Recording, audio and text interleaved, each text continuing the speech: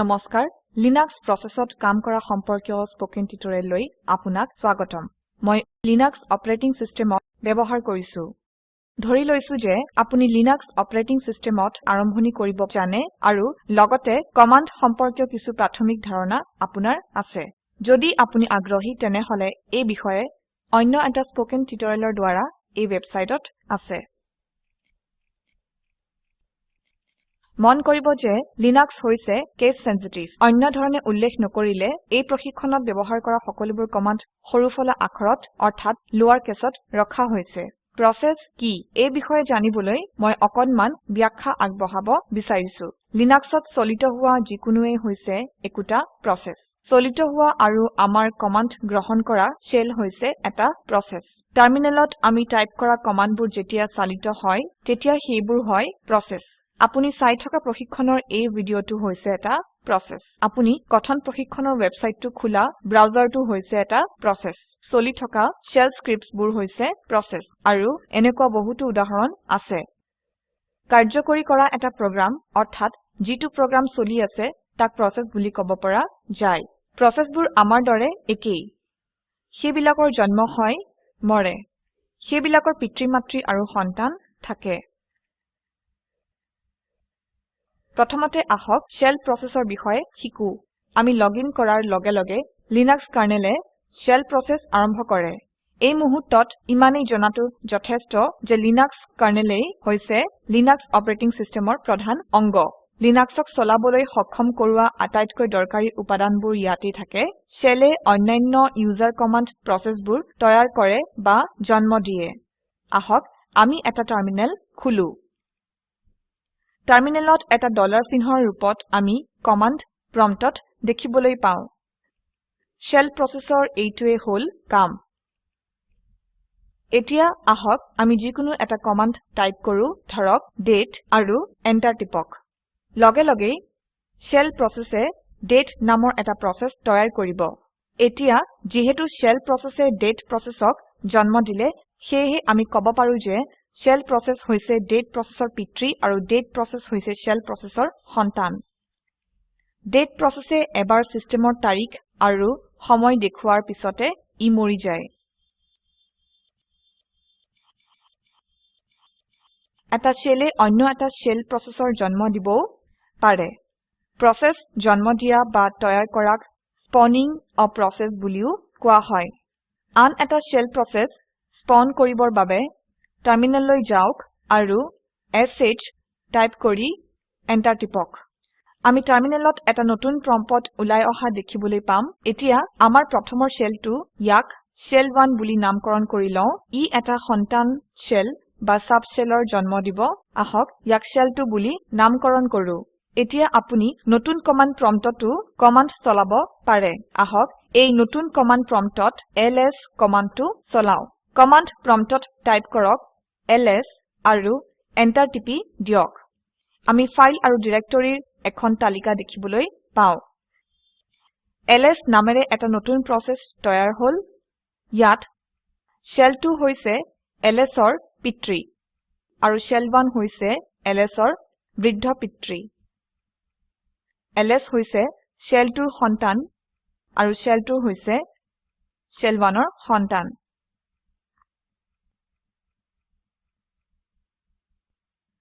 শেলটোক ধ্বংস কৰিবলৈ নতুন প্ৰম্পটত টাইপ কৰক exit আৰু এন্টাৰ টিপি দিয়ক ইয়ে শেলটোক ধ্বংস কৰিব আৰু আমি আমাৰ প্ৰথম কমান্ড প্ৰম্পটটো ঘূৰাই পাম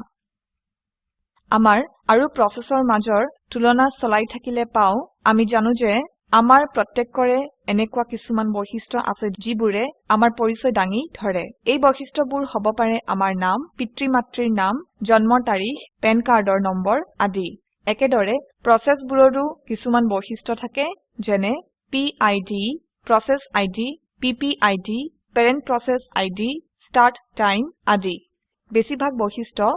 কাৰ্নেলে এখন প্ৰসেস টেবুলত প্ৰতিপালন কৰে PID নামৰ এটা একক পূৰ্ণসংখ্যাই প্ৰত্যেকটো প্ৰসেসক এককভাৱে চিনাক্ত কৰে প্ৰসেস এটা জন্ম হোৱাৰ লগে লগে কাৰ্নেলে PID আবণ্টন কৰে যেতিয়া পিতৃ প্ৰসেসে এটা নতুন প্ৰসেস ধৰা হওক P1 উৎপন্ন কৰে তেতিয়া তাক P1 প্ৰচেছৰ PPID বুলি কোৱা হয় প্ৰম্পটত বৰ্তমানৰ শেলটোৰ PID চাবৰ বাবে টাইপ কৰক echo space $$ আৰু এন্টাৰ টিপক এটা সংখ্যা প্ৰদৰ্শিত হ'ব এইটোৱে হৈছে বৰ্তমানৰ শেলটোৰ PID প্ৰচেছৰ বিষয়ে কথা পাতোতে এটা কমান্ড আমি বহুলভাৱে ব্যৱহাৰ কৰিম সেইটো হৈছে ps কমান্ড ps বা প্ৰচেছ ষ্টেটাছ কমান্ডে সিস্টেমত চলি থকা প্ৰচেছটো প্ৰদৰ্শন কৰে কোনো ধৰণৰ বিকল্প নোহোৱাকৈ এই কমান্ডটো চলালে কি ঘটিব সেয়া চাও আহক কমান্ড প্ৰম্পটত টাইপ কৰক ps আৰু এন্টাৰ টিপি দিয়ক এই ধৰণে সাধাৰণতে আমি প্ৰোগ্ৰামটো চলাই থকা ব্যৱহাৰকাৰীৰ অধীন সকলোবোৰ প্ৰচেছৰ তালিকা এখন দেখা পাও প্ৰচেছৰ নামটো আপুনি চিএমডি হেডিঙৰ তলত চাব পাৰে এইটোৰ বাহিৰে আপুনি PID TTY বা প্ৰচেছটো চলি থকা কনসোল চাব পাৰে টাইমৰ জৰিয়তে সেইটো হৈছে মুঠ প্ৰচেছৰ সময় যিটো প্ৰচেছ আৰম্ভ হোৱাৰ পৰা ব্যৱহৃত হৈছে মোৰ মেচিনত দুটা প্ৰচেছ প্ৰদৰ্শিত হৈছে এটা হৈছে bash অৰ্থাৎ আমি ব্যৱহাৰ কৰি থকা শেল প্ৰচেছটো অন্যটো হৈছে ps প্ৰচেছ নিজেই মন কৰিবলগীয়া আন এটা দৰকাৰী কথা হৈছে যে শেল প্ৰচেছৰ PID echo space $$ কমান্ডে প্ৰদৰ্শন কৰাটোৰ সৈতে একেই যদি আমি এটা সাবশেল উৎপন্ন কৰো কি হ'ব চাও আহক টাৰ্মিনেলত sh টাইপ কৰি এন্টাৰ টিপক নতুন লাইনত অহা নতুন প্ৰম্পটত ps টাইপ কৰি এন্টাৰ টিপক এতিয়া তালিকাখনত আমি তিনিটা প্ৰচেছ দেখা পাম sh প্ৰচেছটো যোগ হৈ গৈছে ইয়াত আকৌ লক্ষ্য কৰক যে bash প্ৰচেছৰ PID আগৰটোৰ দৰে একেই পৰৱৰ্তী পৰ্যায়ত আমি দেখিম যে PSৰ বহুতো অপচন আছে আমি প্ৰথমে দেখিম যে প্ৰথম অপচনে তালিকাভুক্ত প্ৰচেছৰ বহুতো বৈশিষ্ট্য প্ৰদৰ্শন কৰে এতিয়া প্ৰম্পটত ps স্পেচ -f টাইপ কৰি এন্টাৰ টিপক আগৰ বাৰত কৰাৰ দৰে ই আকৌ তিনিটা প্ৰচেছক তালিকাভুক্ত কৰিব bash sh আৰু ps -f একমাত্ৰ পাৰ্থক্যটো হৈছে এতিয়া বেছি বৈশিষ্ট্য তালিকাভুক্ত হৈছে UIDয়ে প্ৰচেছ আৰম্ভ কৰা ব্যৱহাৰকাৰীৰ ইউজাৰনেমটো দিয়ে ইয়াৰ উপৰি ই PPID অৰ্থাৎ এই প্ৰচেছটো তৈয়াৰ কৰা পিতৃ প্ৰচেছৰ PID প্ৰদৰ্শন কৰে উদাহৰণ স্বৰূপে চাওক যে bash প্ৰচেছ হৈছে sh প্ৰচেছৰ পিতৃ গতিকে bashৰ PID আৰু shৰ PPID একেই একেদৰে যিহেতু sh প্ৰচেছ হৈছে ps প্ৰচেছৰ পিতৃ গতিকে sh প্ৰচেছৰ PID আৰু ps -f প্ৰচেছৰ PPID একেই cয়ে প্ৰচেছৰৰ ব্যৱহাৰক খুচাই বৰ্তমান এইটো হৈছে প্ৰচেছটোৰ জীৱনকালত প্ৰচেছৰ শতাংশ ব্যৱহাৰৰ ইন্টিজাৰ ভ্যালু এই ক্ষেত্ৰত নগণ্য ব্যৱহাৰ হোৱাৰ বাবে ই 0 প্ৰদৰ্শন কৰিব s টাইম ফিল্ডে প্ৰচেছটো আৰম্ভ হোৱা সময়টো দিয়ে ps চলোৱাৰ সময়ত আমি বাকিখিনি দেখি আহিছোৱে প্ৰচেছ দুই প্ৰকাৰৰ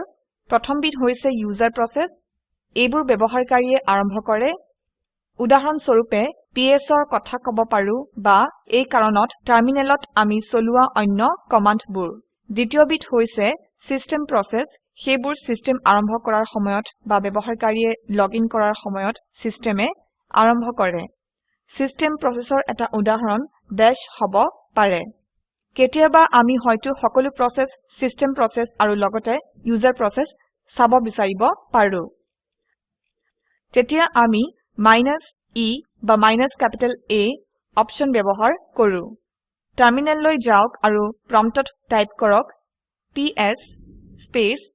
-e আৰু এন্টাৰ টিপক আমি প্ৰচেছৰ এখন বহুত ডাঙৰ তালিকা দেখিবলৈ পাও বহু পৃষ্ঠাযুক্ত প্ৰদৰ্শন পাবৰ বাবে প্ৰম্পটত টাইপ কৰক ps স্পেচ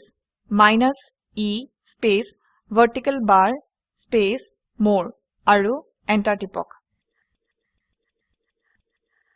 আমি আগতে দেখাৰ দৰে যদি বহুতো প্ৰচেছ তালিকাভুক্ত কৰিব লগা হয় আৰু সেয়া এখন উইন্ডোত নাটে তেনেহলে মোৰ অপশন আহে এন্টাৰ টিপি আমি প্ৰচেছৰ তালিকাখন স্ক্ৰল কৰি চাব পাৰো তালিকাৰ প্ৰথমটো প্ৰচেছ আমোদজনক ইয়াক ইনিট প্ৰচেছ বুলি কোৱা হয় ইয়াৰ পৰাই প্ৰায় সকলোবোৰ প্ৰচেছ উৎপন্ন হয় ইয়াৰ পিড হৈছে 1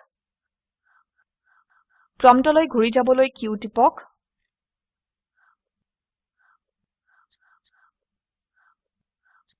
গতিকে এই প্ৰশিক্ষণত আমি প্ৰচেছ শেল প্ৰচেছ প্ৰচেছৰ উৎপাদন প্ৰচেছৰ বৈশিষ্ট্য আৰু বিভিন্ন প্ৰকাৰৰ প্ৰচেছৰ বিষয়ে শিকিলো আমি পিএছ কমাণ্ডৰ ব্যৱহাৰো শিকিলো ইয়াতে এই প্ৰশিক্ষণৰ সামৰণি কৰিব বিচাৰিছো spoken tutorial project talk to a teacher প্ৰজেক্টৰ এটা অংগ ই ভাৰত চৰকাৰৰ MHRDৰ ICTৰ মাধ্যমেৰে ৰাষ্ট্ৰীয় শিক্ষা মিছনৰ দ্বাৰা সমৰ্থিত হয় এই মিছন সম্পৰ্কত অধিক তথ্য spoken tutorialorg/nmeict intro এই ওয়েবসাইটত পোৱা যাব IIT বম্বেৰ পৰা মই মৌচুমী মেধি এতিয়া আপোনাৰ পৰা বিদায় লৈছো যোগদানৰ বাবে ধন্যবাদ